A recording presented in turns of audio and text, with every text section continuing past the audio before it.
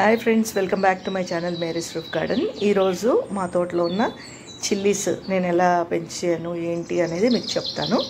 Skip చేయకుండా పూర్తి video చూడండి. ఇదేంటంటే పెద్ద చిల్లీస్ అనమాట. ఇవి చాలా పొడుగ్గా ఉంటాయి. మిర్చి బజ్జీకి వాడతారు చూడండి, ఆ చిల్లీస్. ఇది నేను ఒక ఆయిల్ క్యాన్ ఉంటుంది చూడండి, దాంట్లో పెట్టాను. ఇవేమో మరి కారం చిల్లీస్ అనమాట, చాలా కారం ఉంటాయి. ఇవి కూరలో మనం ఒక 3 వేసుకుంటే సరిపోతాయి. ఇది స్టార్టింగ్లో ఇది కాయలు కాసినప్పుడు నేను ఉట్టిగా అసలు కారం ఎంత ఉందో చూద్దామని కొరికి చూస్తే భయంకరమైన కారం ఉందన్నమాట ఇవి. అప్పటి నుంచి వీటిని జాగ్రత్తగా కోసినప్పుడు మరీ ఎక్కువ వేయకుండా, ఎక్కువ మోస్ట్లీ నేను ఇవి కూరల్లో కంటే కూడా పచ్చళ్ళలో ఎక్కువ వాడతాను. కొంచెం కారం ఎక్కువ ఉంటుంది కాబట్టి పచ్చళ్ళు చేసేటప్పుడు ఈ మిరపకాయలు ఎక్కువ వాడతాను అనమాట.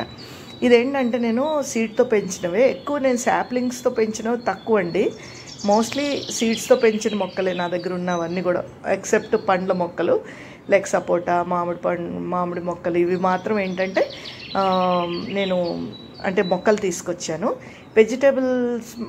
వెజిటేబుల్ ప్లాంట్స్ మాత్రం మోస్ట్లీ నేను ఆల్మోస్ట్ అన్నీ గింజలతో పెంచినవి, సీడ్స్తో పెంచినవి అనమాట. సో ఇది చిన్న మొక్కకి ఇన్ని కాయలు ఉన్నాయి చూడండి. అండ్ అదే మనము పెద్ద కంటైనర్లో పెట్టామనుకోండి ఇంకా బాగా కాయలు వస్తాయి. ఇదేంటంటే చిన్న డబ్బాలు, ఎంత ఒక్కొక్కటి ఒక అడుగు అంత పొడుగుంటాయి, అంతే 1 foot టాల్ ఉంటాయి అంతే.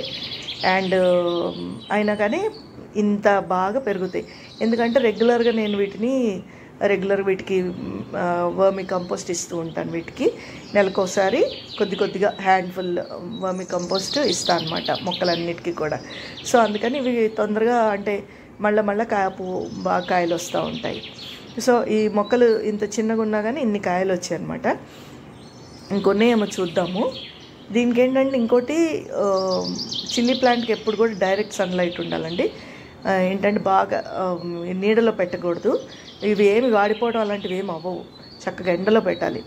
చూడండి ఇది ఎన్ని కాయలు ఉన్నాయి చూడండి, ఎంత చిన్నగా ఉంది మొక్క, కానీ మొక్క నిండా కాయలు ఉన్నాయి. ఇదేంటి చిన్న ఆయిల్ క్యాన్ అండి, దాన్ని కట్ చేసి పెట్టా అంతే. దాంట్లో ఇన్ని కాయలు వచ్చాయి. సో మీరు కూడా ఏంటంటే చిన్న డబ్బాల్లో, ఒకవేళ చిన్న బాల్కనీస్లో ఉంటే చిన్న డబ్బాల్లో పెట్టుకున్న పెరుగుతాయి అన్నమాట. కాకపోతే డైరెక్ట్ సన్లైట్లో పెట్టండి, ఎండ బాగా వచ్చే చోటే పెట్టండి చిల్లీ ప్లాంట్ని ఎప్పుడు కూడా. అండ్ రెగ్యులర్గా అంటే మీరు ట్వైస్ a day నీళ్ళు ఇవ్వాల్సిన అవసరం లేదు. దీనికి ఒక్కసారి ఇస్తే సరిపోతుంది. కింద వస్తాయి చూడండి కొమ్మలు, వాటిని ఇదండి ఇప్పుడు కాపు అయిపోయాక కొన్ని ఇట్లా ముడుచుకుపోయి అట్లా ఆకులు ఉంటాయి చూడండి, వాటన్నిటిని కూడా కట్ చేసేసేయాలి. రెగ్యులర్గా ప్రూన్ చేసుకుంటూ ఉండాలి మొక్కల్ని. ఈ మొక్కనే కాదండి, టొమాటో అయినా కానీ, వంకాయ మొక్కలైనా కానీ, ఏదైనా కానీ కింద వచ్చే కొమ్మల్ని మీరు డిస్కరేజ్ చేయాలి, వాటిని కట్ చేసేసేయాలి.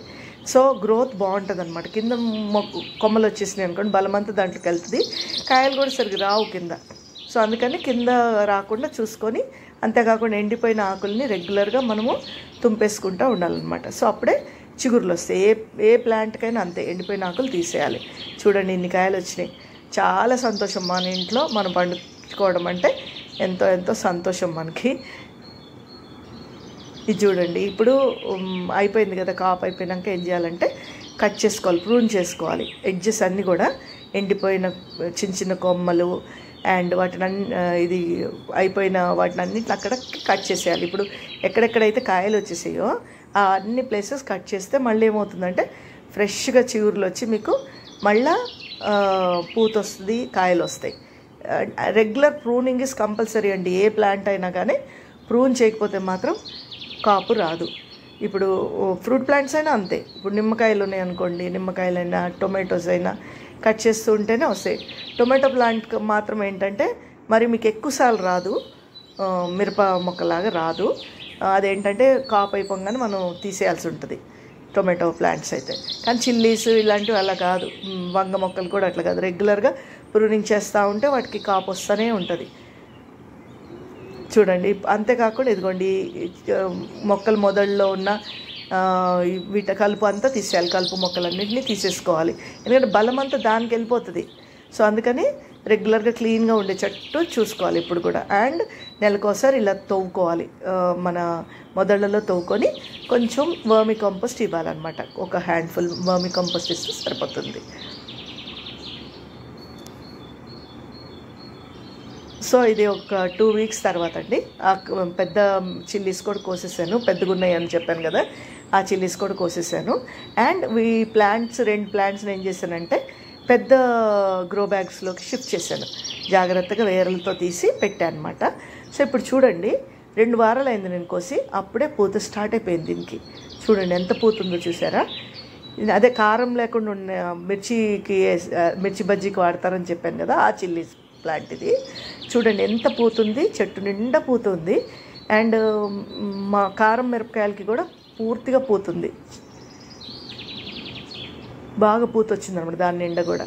ఆ పక్కన ఉన్నది క్యాప్సికమ్, ఇదేమో హాట్ చిల్లీ, ఇది కొంచెం తక్కువ ఉన్నది అనమాట. ఇదిగోండి ఇట్లా ఎడ్జెస్ నేను చూసుకోలేదు, ఇది కూడా కట్ చేసేస్తున్నాను ఎడ్జెస్.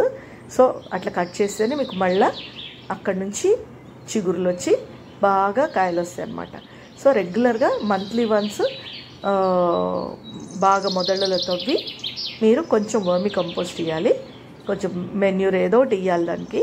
అండ్ రెగ్యులర్గా ఏంటంటే ప్రూనింగ్ చేసుకోవాలి, కాపు అయిపోగానే ప్రూనింగ్ చేసుకోవాలి. కాపు ఉన్నప్పుడు మాత్రం చేయకండి ప్రూనింగ్, అది కాపు అయిపోయినాక. ఇది మట్టికి సాయిల్ కూడా ఇట్లా మెత్తగా ఉండాలి, గట్టిగా ఉండకూడదు ఎప్పుడు కూడా.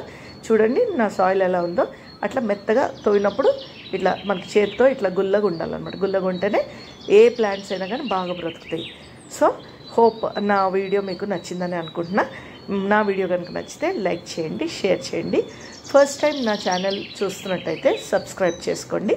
Thanks for watching. See you soon.